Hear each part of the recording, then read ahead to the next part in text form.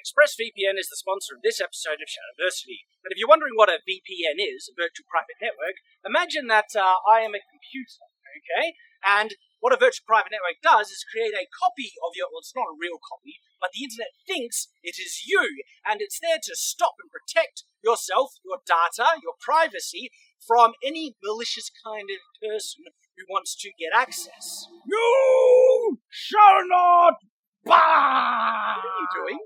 You're not a wizard! Get a sword! I think so. My goodness.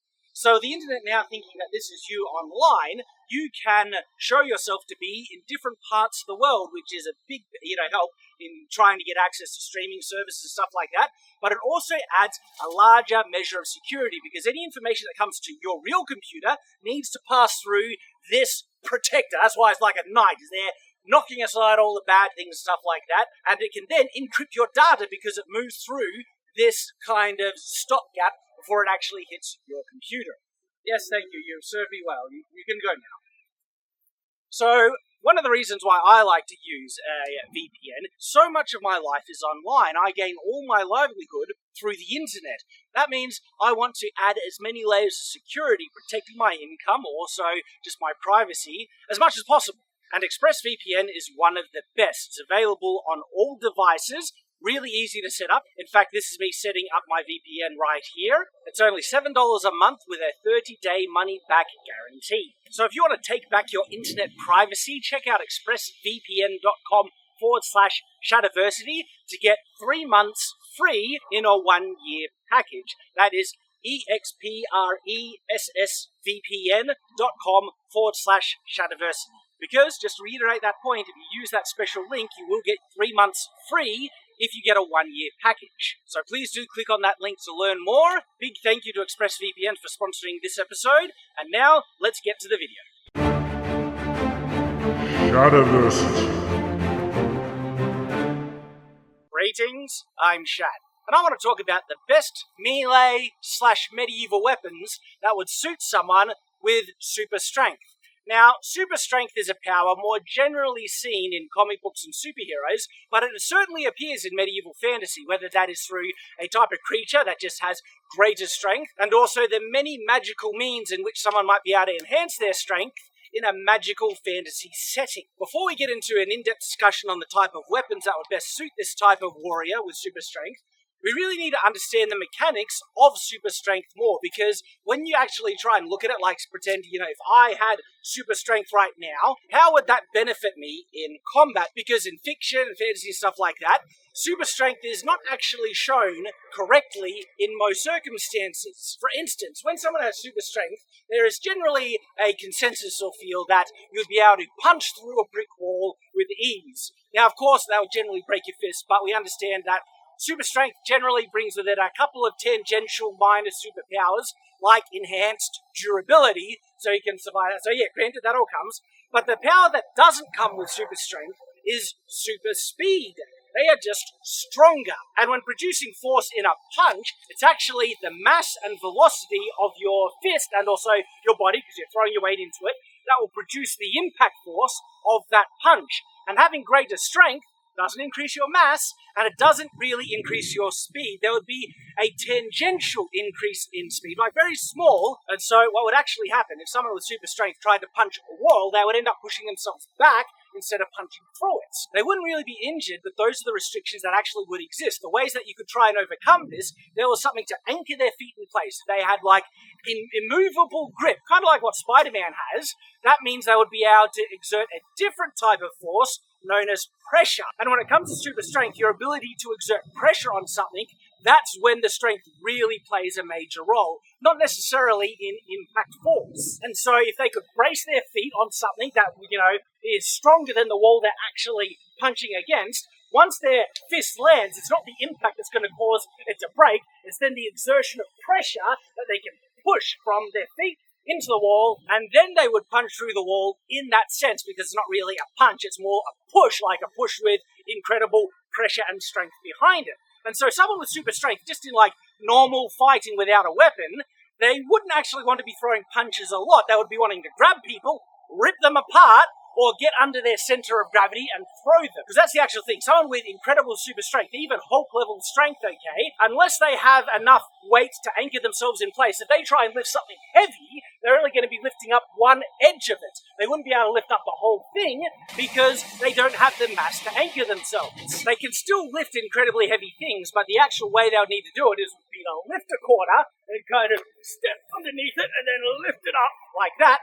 Once they're in the center of gravity of whatever object they're trying to lift, if that object has the structural strength to support itself from this really high bit of pressure right under center, because usually you would just push through the middle of something and it would fall down around you.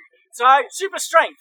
Far more complex than many a comic book is willing to acknowledge. I've already gone into the mechanics that would be involved if you were trying to use a super large sword, and of course you would need a measure of super strength to be able to do that. So please do go watch that video. You'll get a lot of things, because in that video I talk about how weight and, mass being anchored would affect yourself in this thing. But in this video I'm going to now talk specifically about the weapons, and in regards to the type of weapons, I'm going to look at it in two levels of strength.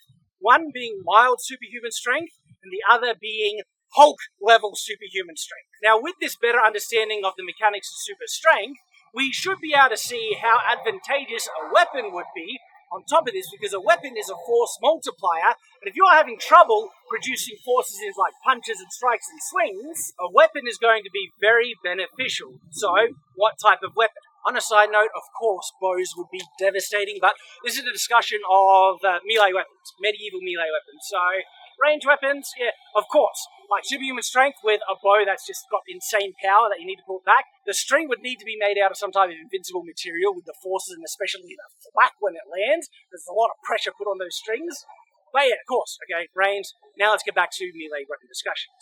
Just like I mentioned in my video about super large swords, the weight of the weapon is going to play a very large role. And as soon as it gets too heavy, when you swing it, you're going to be throwing yourself with it, because you try and stop the weight right here, what's going to happen is you're not going to be able to stop it because you don't have the weight to pull back on it. You have the strength, but that just means you're going to go with it once you swing, and the weapon will be swinging you around rather than you swinging the weapon. And from my own kind of casual look at it, I feel about 10% of your own body weight is about as high as you want to go. Just to let you know, most weapons only are in the 1 to 2 kilo range.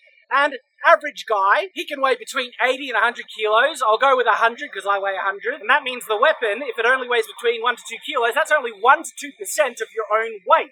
That's not much, yet the force you can produce with weapons is huge. And if you were to ramp that up to 10%, so if you had an axe that weighed around 10 kilos, the force that you could produce with this thing would be insane. You would still have the weight to kind of anchor yourself. You would certainly feel the pull, and it would get really sore on your arms, wrists, and tendons. But super strength brings super durability, so you could handle it. Just go nuts. Now, of course, something like an axe, but much heavier. And just to let you know, this is a fantasy kind of axe, because axe heads for the actual battle axes rarely got this big. Only executioner axes got this big historically because they're too heavy to swing around. And if you got one that weighed 10 kilos, this would, with a full big swing, that would go through anything. Not even full plate armor would protect you. You would turn people into mincemeat, not only jelly, it would just rip them apart. It would be crazy. But one of the weaknesses with an axe is reach, okay? So is there a weapon that you can get as much punch with an axe but greater reach? Well, there are. It's called a poleaxe. I don't have a poleaxe on me, but pretend there's an axe head on the end of this spear and would be able to get the analysis pretty good. So you could get a giant axe head on the end of, your poleaxe, and that would be devastating beyond belief, right?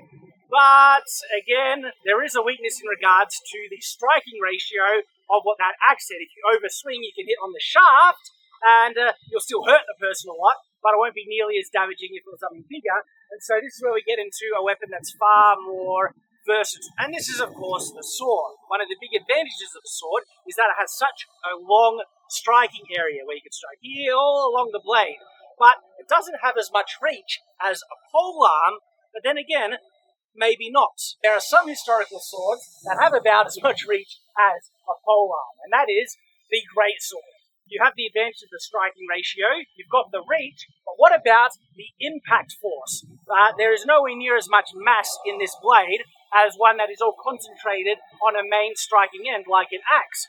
But We're talking about someone with super strength, so of course you can increase the weight of this. Now, if you were to get a greatsword that weighed about 10 kilos, that would be devastating. You get the advantage of the striking ratio, you get the reach, and then you'll get massive impact force on top of that. And remember, you've got super strength, so the amount of pressure you can exert downwards is far greater, because once it's up, you can pull down and accelerate it or overcome the inertial mass of the sword much easier. An interesting thing, right? The bigger the sword becomes, the harder it is to accelerate it into a faster speed. This is not very comparable when it's just your fist, because you can accelerate your fist pretty easy. There's not a lot of mass you need to overcome. But with something heavier, yes. And so this is when having super strength would actually increase the speed of the weapon much more than normal, and then if it's moving faster, especially thanks to the leverage and rotation at the tip, you could get this swinging really fast, and then the impact force would be huge.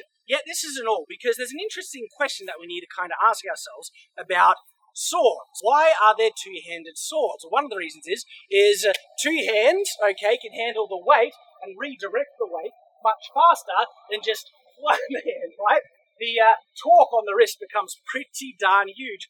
But if you have super strength, that's not really a problem, is it? In actual fact, it would kind of be pointless to use a sword in two hands if you can accelerate the sword as fast in one hand as opposed to two, because there's going to be a limit, okay? Because remember, super strength isn't super speed, and so there's going to be a speed in which you won't be able to do it any faster. That's going to be the max kind of force that you'll be able to produce. And if your super strength is significant enough that you can do it with one hand, there's no point in using a two-handed sword, and then you can do something really cool. You can use a shield, and with super strength, you would be able to overcome any weight issues. So you could make a shield that is so thick and strong that is basically impregnable. And can you imagine someone?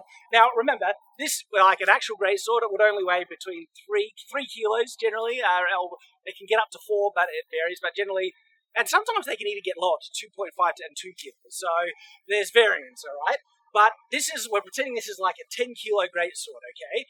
And it would have a much shorter handle. This handle would get in the way of certain canoes that could get caught in the shield. But if I had a sword this long that I could use in one hand and have a big pommel for a counterbalance, more on that later, and then a massive shield, can you even see me, right? And remember, this would be thicker, super strength, handle it easier, and you just got these massive strikes.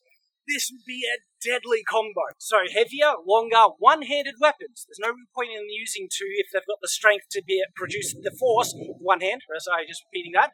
And then they got the free hand to maybe use another weapon, two swords, pretty big, and then they get the protection value of the shield. That would be just incredible. Alright, so everything we've talked about was really a discussion about someone with kind of mild superhuman strength. That they could lift a car with difficulty, but they could still say lift a car.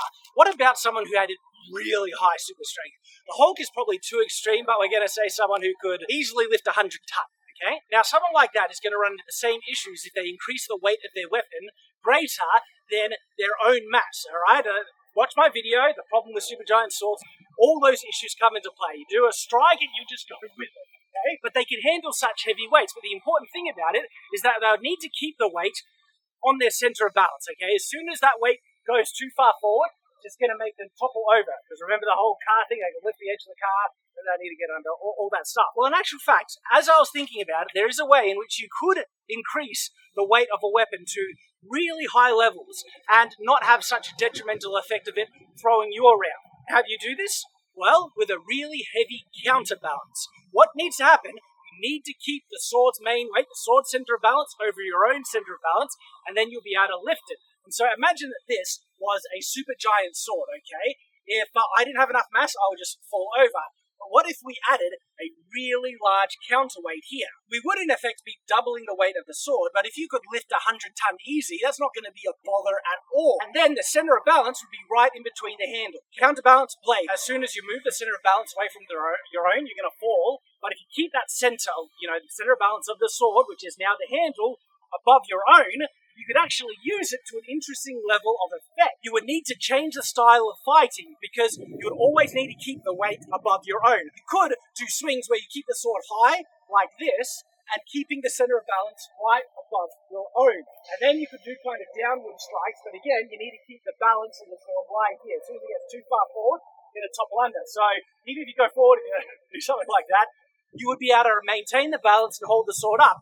Now, the interesting thing is, the sword would still have huge amount of weight in the blade, also here, but the force that would be generated, if you have a blade that weighs like 100 kilos being swung and getting struck in the tip, like right there, that could destroy a tank. The big problem you would be running into is that steel would not be able to support those forces. As soon as you did a swing and stopped it, it would bend in the hand or something like that. You'd need a pretty superhuman material to handle the weight. And then, my goodness, the forces at play here, destroy a tank easy, right? It would be insane. And so the conclusion, looking at this, is actually a sword that is heftier than regular. Normal superhuman strength, around 10 kilos in the whole weight of the sword, blade area and stuff.